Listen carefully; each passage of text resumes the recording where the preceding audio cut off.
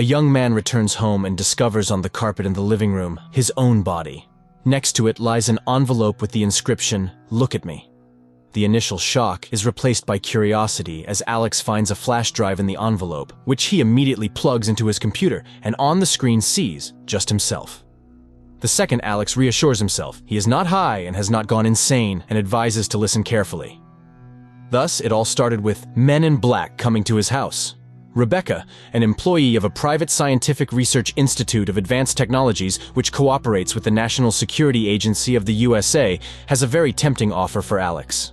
But first, Alex must sign non-disclosure agreement, for which Rebecca offers a check for a substantial amount. Having signed the papers, Alex learns the story of an American unregistered satellite which the USA did not launch. Strangely enough to admit, the satellite is allegedly from the future and contains a coded message inside. If Alex agrees, he will be put to sleep and delivered to the laboratory. The institute knows that he is practically bankrupt and lives in a house inherited from his parents. To prove the seriousness of her intentions, Rebecca immediately transfers a large sum to Alex's account, which convinces him to sign the documents.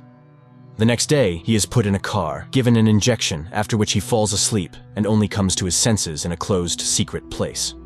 Rebecca shows him the laboratory where the satellite is already located. And the guy starts solving the task.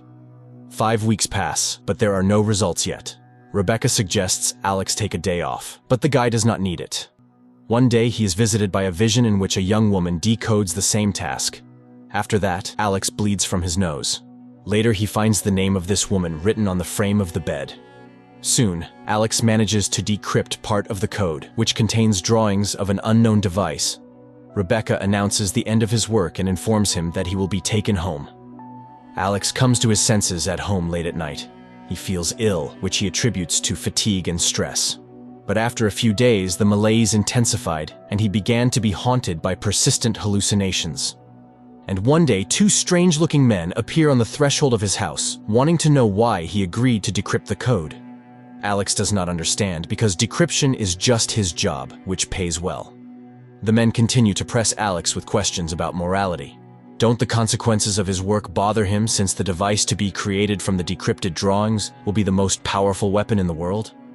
Alex's head starts to hurt, and he asks the men to leave. They thank him for the answers and leave. Alex immediately feels better and sits down at the computer, but at that moment, a call comes from Rebecca, reminding him of the signed non-disclosure agreements. An indignant Alex realizes that the institute is watching him, and when he again sits down at the computer in his house, the lights go out. Alex goes outside and suddenly sees one of the 2 men who came to him with questions on the opposite side of the street, but the man's body starts growing before his eyes. Frightened, Alex runs home and looks out the window to see the giant's hand reaching for his window. Alex extends his hand to meet it, and morning comes. Rebecca, who has arrived, finds Alex at work.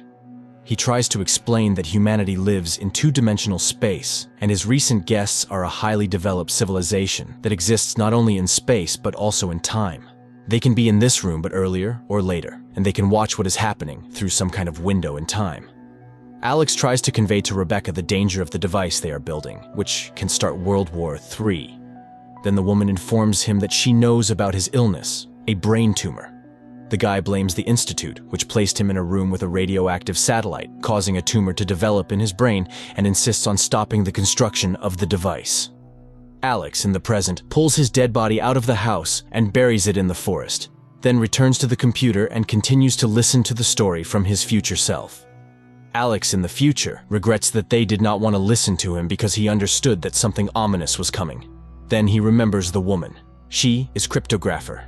Alex finds her address, but Beth refuses to talk to him. Alex shouts that he is dying. He has 6 months left. After that, Beth opens the doors and informs that she has 2 years left. She also realized that it was a weapon, and the drawing supposedly came from the future.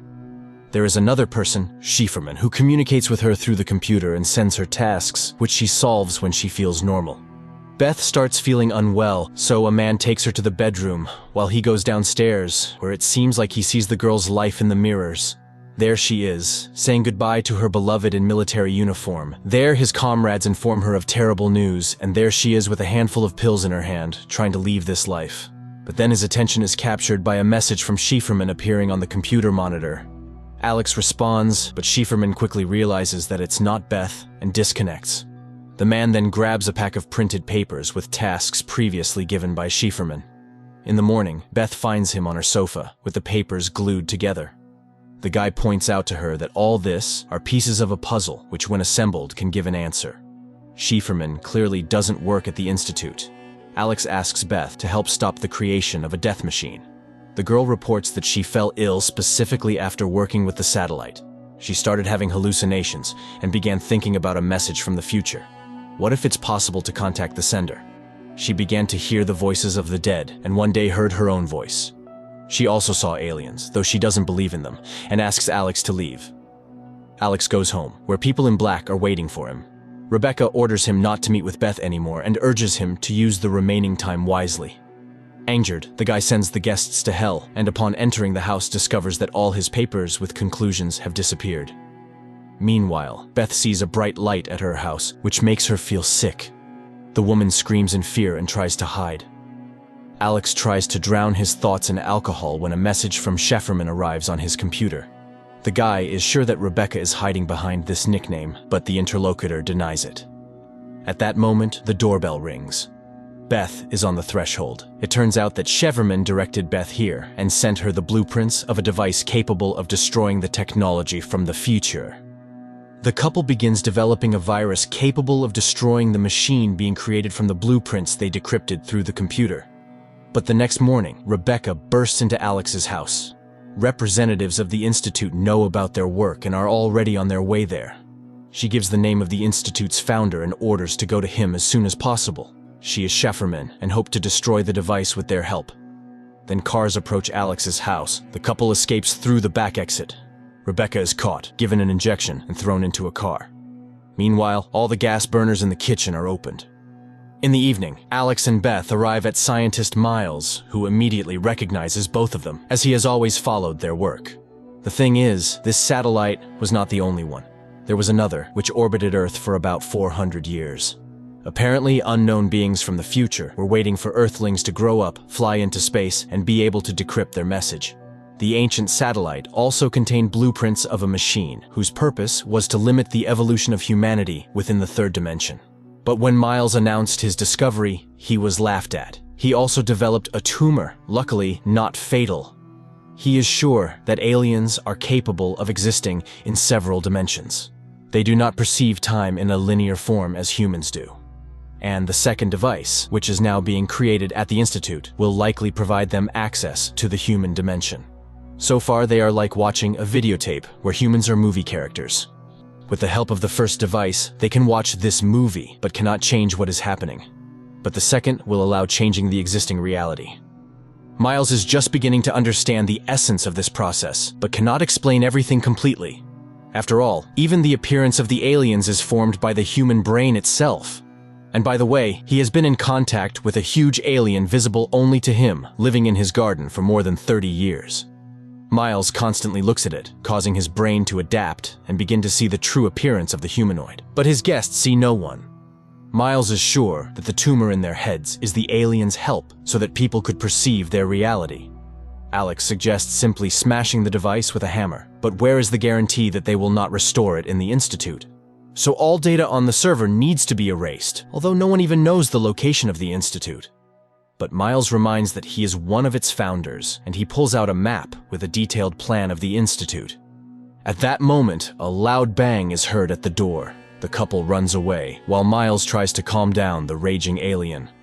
Alex and Beth hit the road and soon find the Institute's building, where they open a hatch through which they sneak inside. There they separate to increase the chances of finding the laboratory.